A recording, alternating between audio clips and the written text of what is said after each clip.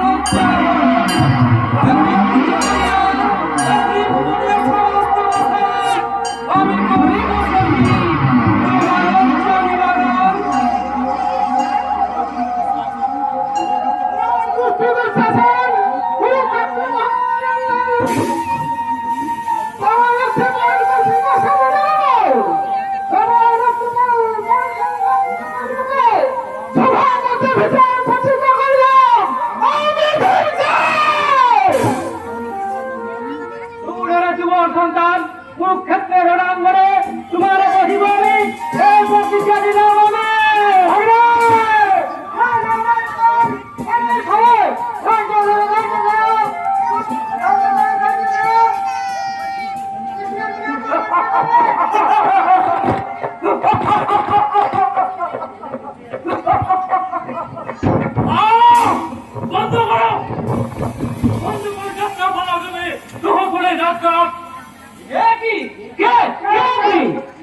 আমি ঘুমন্ত ভারতবাসী ঘুম ভাঙানো নগ্রদূত কালো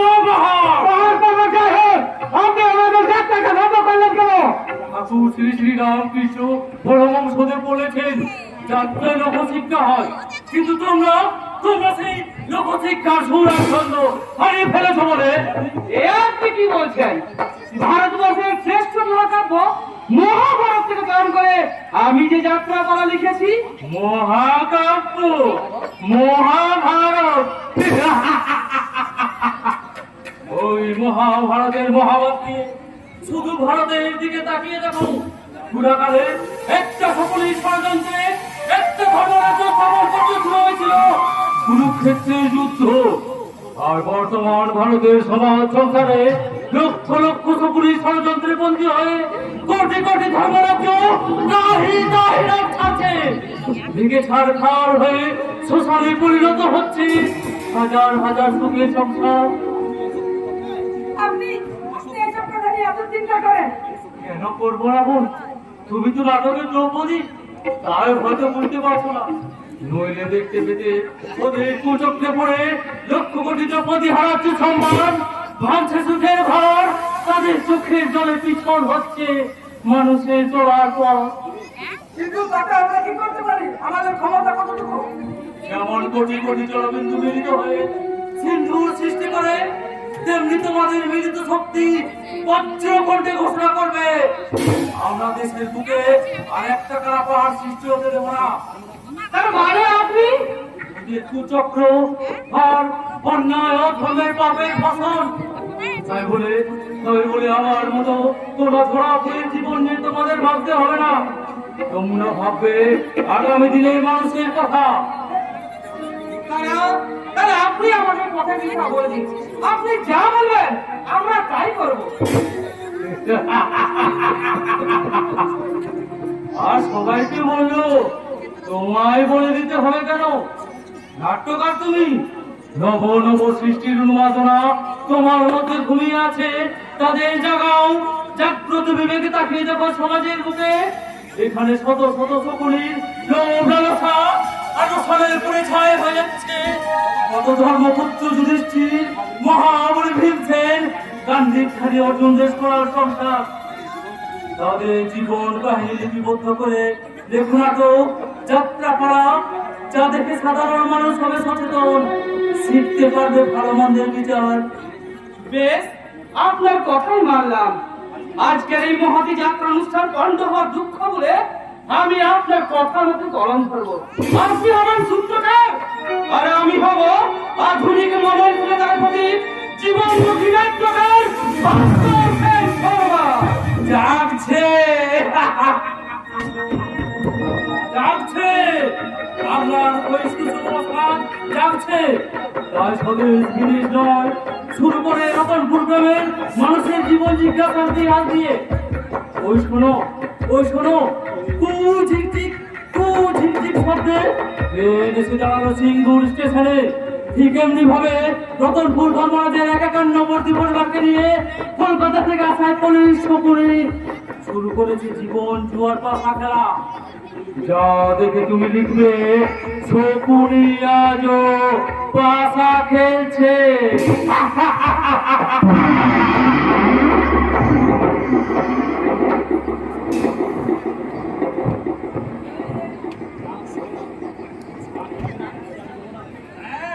না, খেলবে না, খেলতে আমি দেব না। এই সংসারের বুকে জীবন জয় পয়সা খেলা বন্ধ করে দিয়ে আমি ওদের বুঝিয়ে দেব, যাদের নুন আনতে পান্তা ফোড়ায়, তাদের লেখাপড়ায় বিলাসিতা সাজিয়ে না। লেখাপড়া শিখে ডাক্তার হবে, বিদ্যার জাহাজ হবে। জাহাজ না হলেও তোমার মতো জলডোবা নৌকা যে হবে না, এটা আমি হলফ করে বলতে পারি। কি বললে তুমি? আমি জলে দেবো নৌকা? ভুল বলেছি, ভুল। সেই নৌকার একটা শাল বস্তু থাকে, কিন্তু সেটা হলো শালকাঠ, কিন্তু তোমার তো সবটাই ওষার। তাহলে এই অসার বস্তুটাকে হঠাৎ করে বিয়ে করে আনতে গিয়েছিলে কেন? বাবার কথা মর্যাদা রাখতে। আসলে বাবা সহজ সরল থেকে মানুষ তো, তাই গরিব বাড়ির সুন্দরী গোলাপকে দেখেছে, কিন্তু তাতে যে কাঁটাই ভর্তি। সেটা দেখতে পাইনি বলে ছেলে হয়ে চোখে আঙুল দিয়ে সেটা ভালো করে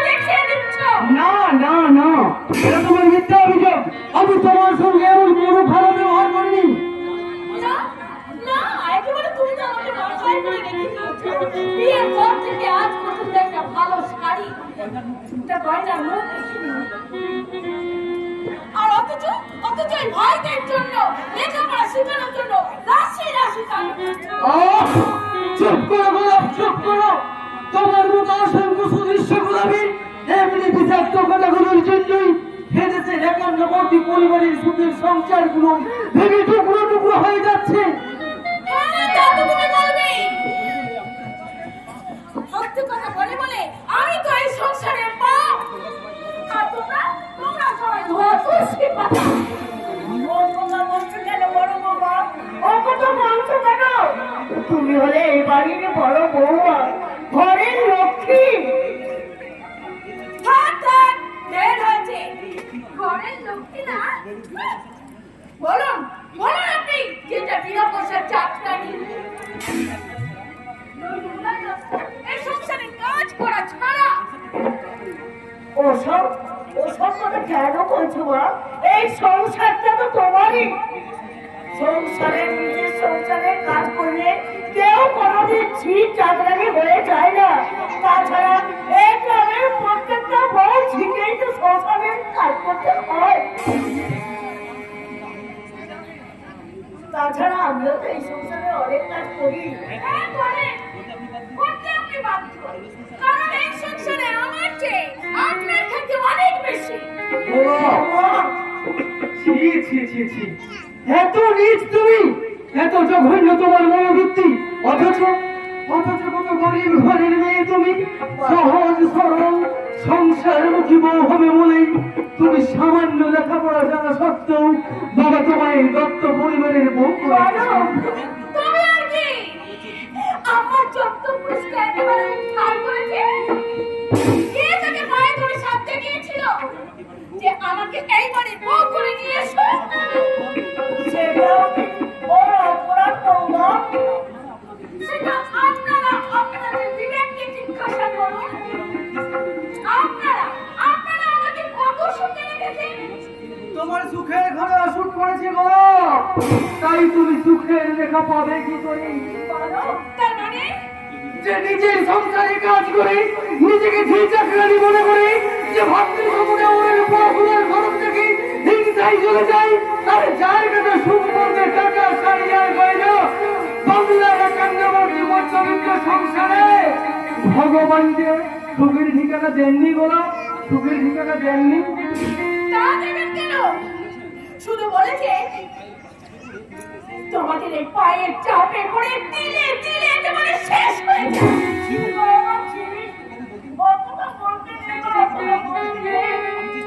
আমি চেষ্টা করব মানবকে দিয়ে তোমার সব সকালাত পূরণ করার।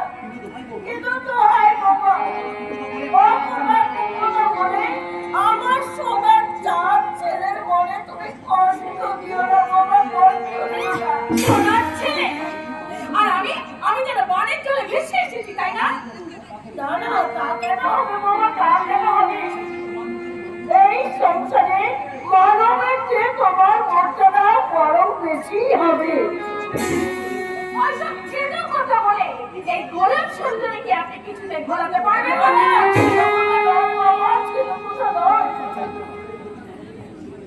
এই সংসারে প্রত্যেকটি মানবের মতো ছেলে মায়ের গর্ব, আর তোমার কাছেও তো এক অহংকারের বস্তু। মা, তোমার ওই জ্ঞান মানে অনুপরে ছড়িয়ে লাভ নেই মা। কোথায় বলে চোরা নাহি শোনে ধর্মের কাহিনী।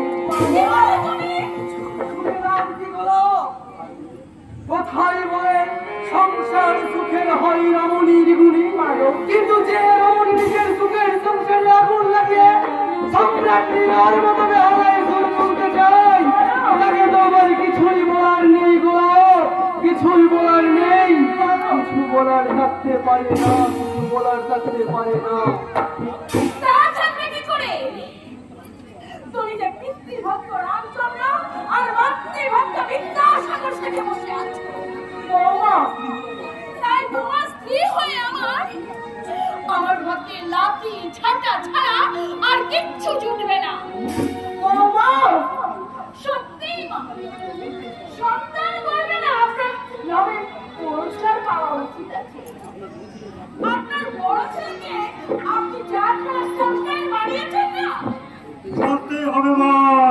করতে হবে। কারণ শাসক বাংলার ঘরে ঘরে আর যেমনি দামাল ছেলের বড় প্রয়োজন রে মা, বড় প্রয়োজন।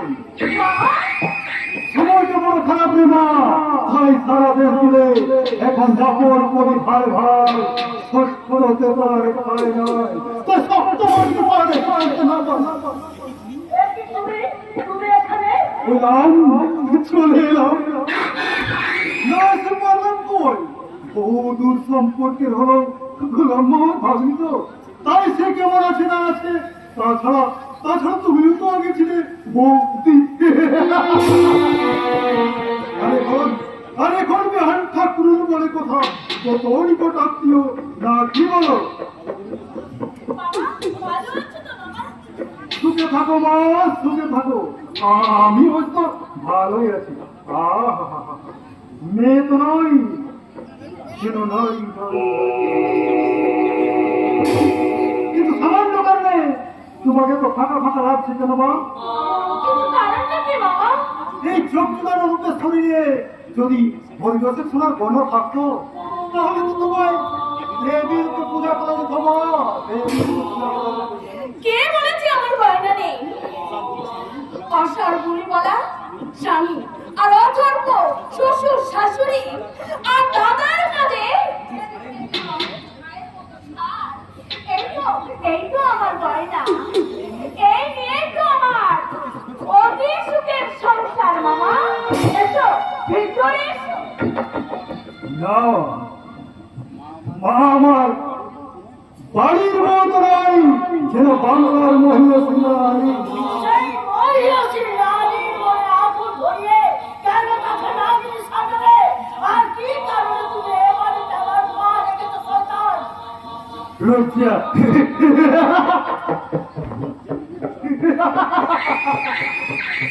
লজ্জা বাড়ির মতো, আমি তো তোমার জন্য পুরো থাক বৌদি।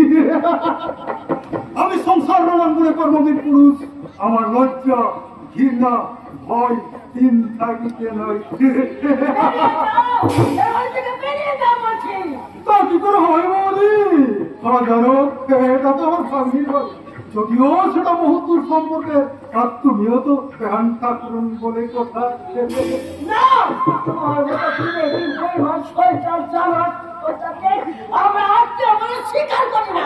জানি বৌদি, জানি জানি জানি জানি, সেই জন্যই তো বলছি, ভদ্রবাড়ি কেচ্ছা ভদ্রলোকেরা ভদ্রভাবে চাপা দিয়ে রাখে, তাকে নিয়ে কেউ ক্যান্ডেল সৃষ্টি করে না।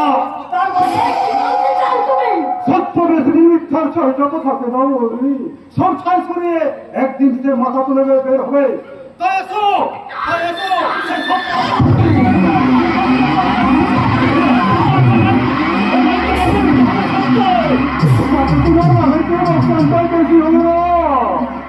এই বাড়ির উপর সকল ভক্ত বাড়ির নেবেন, আপনা থেকে ধসে পড়বে। চুপ কর কেন ভাই? ওর কথা যদি রতনপুর গ্রামে পাঠিয়েছি। তুমি তো জানোই দাদা, সাহসটা আমার বরাবর একটু বেশি। কিন্তু তুই তো বলেছিলিস যে জীবনে রতনপুর গ্রামে ফিরে আসবি না। আমিও চাইছি দাদা, কিন্তু তুমি তো আমায় ডেকে আনলে। আমি তোর মতো বেইমান নেমক খানকে ডেকে এনেছি। নিশ্চয়, নাহলে এখানে এতগুলো লোক থাকতে তোমার এই সিঙ্গুরের জমিটা তুমি আমায় বিক্রি করবে কেন? সেই জমি আমরা কলকাতার অরুণ রায়কে বিক্রি করেছি। তার মতো অনেক অনেক অনলাইন মালিক হচ্ছি আমি বলছি, তাই ওই জমি অনলাইন কিনেছে, তবে সেটা আমার নামে। Yes! পূজার ফুল গঙ্গা যমুনা সরস্বতী যে নদীতেই ভাসাও, সবে গিয়ে সমুদ্রে পড়বে, আর আমি সেই সমুদ্র, আর আমার নামের মতো অনেক নদী তোমাদের ব্যস্ত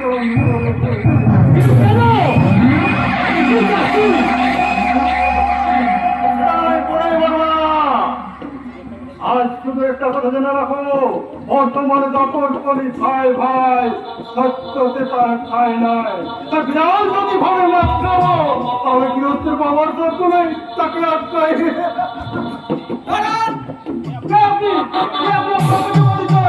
পরিচয়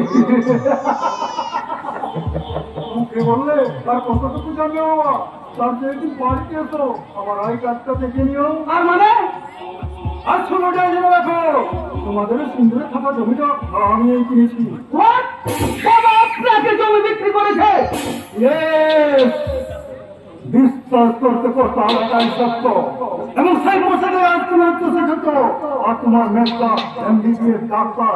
এরপরেও কি আমার পরিচয় জানতে চাবে? জানতে চাইলে এই আই কার্ডটাই ভরসা। ছি, ছি, ছি। এমন একটা বিবেকহীন সরকারের সঙ্গে তোমার কি করে পরিচয় হলো বাবা, যে তাকে তুমি জমি বিক্রি করবে? জমি আমি ওকে বিক্রি করিনি বিবেক, ওর ওই ম্যানেজার অনলাই বেনামে ও জমি কিনেছে। কিন্তু তুই কি করে জানলি যে ওই লোকটা বিবেকহীন শয়তান? শুধু আমি নয় মা, সিঙ্গুর এলাকার বহু মানুষই জানে লোকটা একটা পাক্কা শয়তান। কলকাতা থেকে উড়ে এসে এই সিঙ্গুরের বুকে জুড়ে বসেছে, শুধু টাকার কুমির বলে কেউ আর কিছু করতে পারে না। তুই তুই যেন ওর বিষয়ে বেশি মাথা ঘামাস না, যেমন পড়াশোনা নিয়ে আছিস তেমনি থাক বাবা। কিন্তু এই বাবা বেশি দিন পড়াশোনা চালানো সম্ভব নয় বাবা। কেন? যেভাবে মেয়েটাকে ডাক্তারি পড়াতে জমি জায়গা বিক্রি করে চলেছ, তারপর আমি আবার লেখাপড়া করলে অবস্থা কোথায় গিয়ে দাঁড়াবে একবারও ভেবে দেখে চিন্তা দেখেন। সেই চিন্তাটা এখন তোর না করলে চলবে বাবা। না মা না, এখন থেকে আমাকে ভাবতে হবে বর্তমান যুগের ছেলে মেয়েদের বেশি লেখাপড়া শেখানোটা বসছে ঘি ঢালার সমান। লাখে দু এক করে ছক্কা, বাকি সবাই ফাঁকা মা। তাহলে কি করতে চাস তুই? লেখাপড়া ছেড়ে দিয়ে চাকরির চেষ্টা করব, নইলে আমিও মেজদার মতো বড় পাখি ছানাটা ধরতে চাইলে তোমার আর বাবার অবস্থা একেবারে। বললে যা, তাতে তোমাদের কি? সময় থাকতে পর্দার মাথায় মেল ভেঙে তোমরা তোমাদের আখের গুছিয়ে নাও। মা, মগি, একই বলছো তুমি? না বোঝার মতো কচি খোকা তো তুমি নাও ঠাকুরপো। থাক, আমার মামা কোথায়? উনি চলে গেছেন। চলে গেছে? না তোমরা সকলে মিলে তাকে অপমান করে এই বাড়ি থেকে তাড়িয়ে দিয়েছ। এই সব কথা তুমি বলতে পারলে বাবা? একটা নতুন আত্মীয়কে আমরা তাড়িয়ে না দিলে আমার মামা এই বাড়িতে জলস্পর্শ না করে চলে গেল কেন? ও, তাহলে সরকারটা তোমার বাবা। মুখ সামলে কথা বলবে ঠাকুরপো।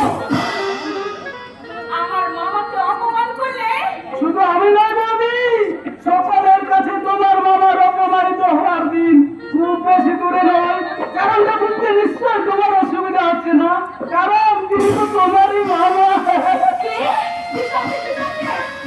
এই অপমানের প্রতিশোধ যদি আমি না নিতে পারি, ওই মামাকে দিয়ে এই সংসারে চালে সকল উড়িয়ে বুঝিয়ে দেব যে আমি ওই মামারই ভাগ্নি। একা রঙের রক্ষে নেই, সুগ্রীব দোষর। এমনিতেই সত্য তাহার সত্যানি দৃষ্টি পড়েছে এই সংসারের উপর, আবার বৌমা তার সঙ্গে যোগ দিলে কি হবে না, কি হবে? ওই তো আমার হাত পা যেন পেটের ভিতরে সেঁধিয়ে যাচ্ছে। তবে কি এই সংসারের মুখে একটা কালো মেঘ ঘুরে আসছে। কমলা, কপাল যখন মন্দ হয় জীবন নদী তো তখন উজানে বয়। নলে যে অন্যায় আর পাপ করলো সে সবাইকে রক্তচক্ষু দেখিয়ে সাহায্যে, আর যাদের উপর অন্যায় করা হলো তারা বয়ে থর থর করে কাঁপছে। তুমি চুপ করো। তোমার এই হাসির মধ্যে যদি আছে করুণ আক্রোশ। কমলা! আমি চাইবো, আমি চাই আমাকে তো আমার সংসারে কমলা! থাকতে হবে। না হলে বৌমা হতো যারা ওগো ঠাকুর, তোমার কাছে আমি কিচ্ছু চাই না। তুমি আমার মৃত্যু দাও ঠাকুর, তুমি আমার।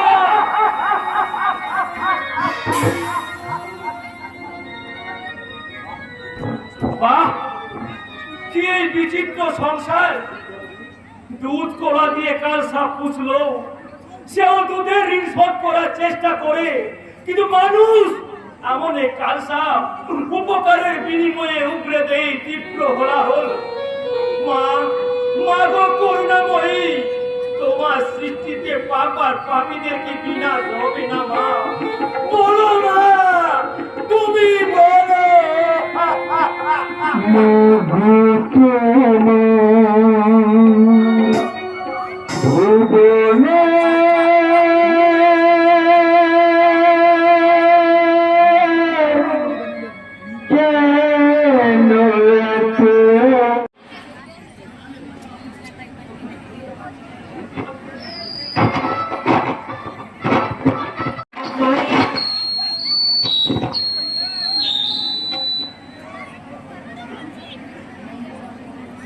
এতদিন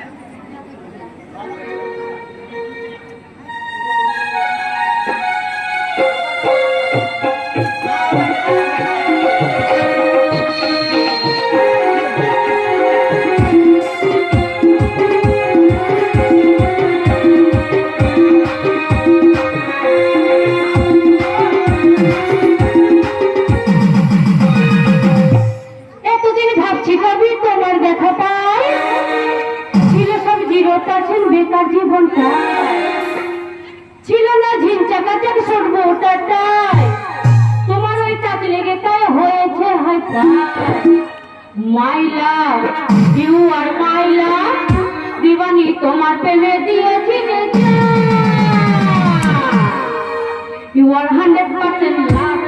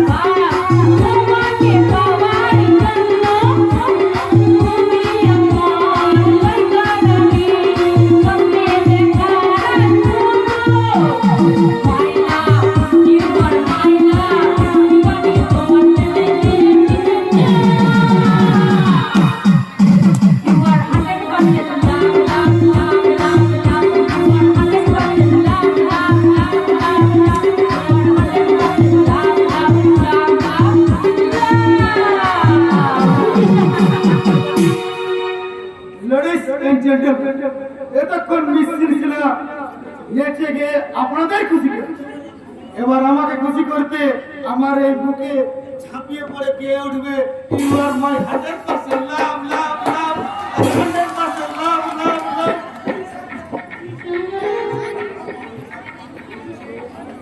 এসো আরে কাট কাট কাট কাট। ইস, সিনটাকে মেচাকার করে দিল না। দেখতে পাচ্ছেন না, লাইট সাউন্ড ক্যামেরা সব রেডি, হাজার হাজার দর্শক অধীর আগ্রহে অপেক্ষা করছে এরপর কি ঘটে তা দেখার জন্য। আর তুমি কিনা বেরোছে কি এর মতো। তোমার বদন আমি বিগড়ে দেবো। একটা ভদ্র মহিলার সাথে কিভাবে কথা বলতে হয় সেটা তোমার জানা নেই, তাই না? জানি ম্যাডাম, জানি জানি সব জানি, কিন্তু ভদ্র মহিলারা তো অর্ধউলঙ্গ পোশাক পরে যুব সমাজের বুক কাঁপিয়ে প্রকাশ্যে উত্তম নাচ গান করে না, তাই ভাবলাম এখানে হয়তো কোনো সুপারহিট ফিল্মের শুটিং চলছে, তাই তোমার উত্তম নাচের শর্তে নিজেকে একটু ভাসিয়ে দিলাম। ভুল ভেবেছো, আমার পরিচয় জানলে না তোমার ভেসে যাওয়ার সবটা চিরদিনের মতন মুছে যেত। পরেই জানবো ম্যাডাম, কিন্তু ভেসে যখন গেছি তখন তোমার ওই রূপসাগরে একবার সাঁতার কেটে নি। কই এসো। সেটা বলছি, নইলে আমার গায়ে হাত দেওয়ার চরম মূল্য কিন্তু তোমায় দিতে হবে। আর তোমারও বোধহয় জানা নেই সুন্দরী, এই সেরার নাম শুনলে গর্ভজাত শিশু আতঙ্কে চমকে উঠে। আর সেই সেরা শিকার তুমি। এসো। সেটা বলছি, সেটা বলছি। সুগন্ধ শিকারীও মাঝে মাঝে মেঘরে প্রাণ হারায়, সেটা বোধ হয় তুই ভুলে গেছিস। সেরা সেরা ওনাকে ছেড়ে দে। কে কে তুই জানো? জানোয়ার ভেবে ভুল করে স্বীকার তাহলে নিজেই শিকার হয়ে যাবে।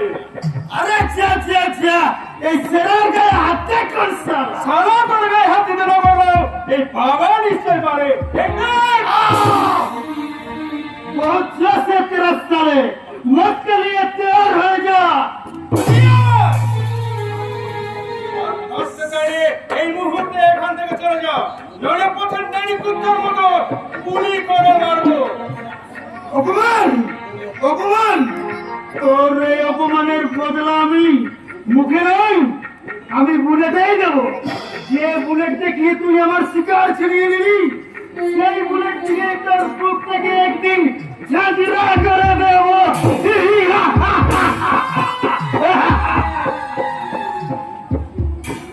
থ্যাংক ইউ অনল বাবু, ঠিক সময়ে এসে যাওয়ার জন্য আপনাকে অশেষ অশেষ ধন্যবাদ। শুধু ধন্যবাদ? এত বড় একটা কাজের পুরস্কার স্বরূপ শুক্ল ধন্যবাদ দিল, পাংশে হয়ে গেল না ম্যাডাম। আপনারা কি জানেন তো, কাজের ওপরেও একটা কথা আছে, যোগ্যতা। এখানে যোগ্যতার প্রশ্ন অবান্ত। আমি মৃত্যু ভয় অপেক্ষা করো একটা কুখ্যাত গুন্ডার উপর ছাপিয়ে পড়েছিলাম। থামলেন কেন, বলুন। আমার ভালোবাসাকে বিপদের হাত থেকে রক্ষা করতে। ভালোবাসা একতরফা হয় না মিস্টার অনল। কেন কেন আমি আমি কি ভালোবাসাকে বাজারের পণ্য মনে করেন, কিন্তু আমি মনে প্রাণে বিশ্বাস করি ভালোবাসা হলো দুটো মনের মিলন। অনল বাবু, তুমি এখানে মিলনের গান গাইছো, আর আমি ওদিকে তোমার মিলে আকাশে তারা গুনে চলেছি। এক্ষুনি দিনে তারা দেখছেন মিস্টার দত্ত, এখনো যে অনেক পথ বাকি। আপনি মরুভূমির বুকে মরুস্থানের সন্ধানে ধরা এক প্রথম শান্ত পথিক, যার ছায়া আছে ছায়া নেই, আছে শুধু আপনার জন্য শুভকামনা। ওই যে বললাম মিস্টার দত্ত, গুড বাই। আপনারা তুমি কিসের ইঙ্গিত দিয়ে গেলেন? তোমার আমার শুভ মিলনে কিন্তু কে এই ভদ্রলোক? আমাদের কোম্পানির ম্যানেজার মিস্টার অনল রায়। তাহলে তোমার বড় লোক বাবা কি তার একমাত্র আজীবনের জন্য বডিগার্ড হিসেবে ম্যানেজার না, আছে? আমার বডির আমি নিজেই গার্ড, আমার কোনো বডিগার্ডের প্রয়োজন হয় না। তাহলে উনি হঠাৎ উল্কার মতো এসে একটা গুন্ডার হাত থেকে আমাকে বাঁচিয়েছে। তোমাকে রক্ষা করেছে, ওনাকে একটু ধন্যবাদ দেওয়া উচিত। অফকোর্স, যেহেতু তিনি তোমার জিনিসকে রক্ষা করেছে। যাকে আমার নিজের জন্য ভাবছি তাকে আমি নিজেই ধরে রাখতে পারবো না। কে জানে? হঠাৎ করে তোমার এই কথা মনে হওয়ার কারণ? আমাদের দারিদ্রতা, আর তুমি কলকাতার বিখ্যাত শিল্পপতির একমাত্র আদুরি মেয়ে, আর আমি এই রতনপুর গ্রামের এক সামান্য গরিব চাষির ছেলে। So what? চিরকাল কি তুমি গরিব থাকবে নাকি কাদা মাটি মেখে চাষ করবে? আরে কিছুদিন পরেই তো, আরে শোনো, এই গরিবদের না আমি ভীষণ ভীষণ ঘৃণা করি, কিন্তু তোমাকে এত ভালোবাসি কেন জানো? কিছুদিন পরেই তুমি হবে বিরাট পাশ করা ডাক্তার, আর আমি শিল্পপতির বাবার একমাত্র মেয়ে, আর তখন তো তোমার সাথে আমার ঝিঙ্কুনা করে নাকুনা করে নাকুনা করে না না, ঝিঙ্কুনা করে নাকুনা করে না, ঝিঙ্কুনা করে নাকুনা করে নাকুনা করে না না, ঝিঙ্কুনা করে নাকুনা করে না। গড়িয়া গড়িয়া তুই আমার গড়িয়া, তোর সঙ্গে নাকুনা করে না।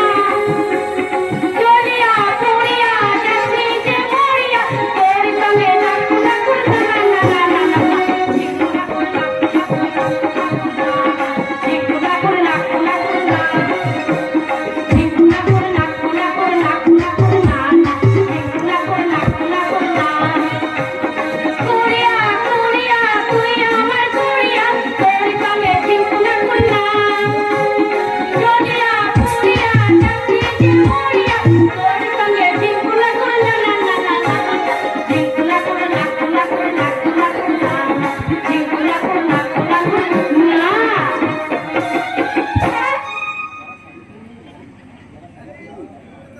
যারা শাড়ি কিনে নিয়ে যায় তারা সবাই পরে না, আর যে আইসক্রিম বিক্রি করে সে খাই না, আর যার নাম ভাগ্যবান হয় তার ভাগ্য ভালো হয় না, আর যারা চুটিয়ে প্রেম করে তাদের বিয়ে হয় না। কিন্তু এদের বিয়েটা হবে বলে মনে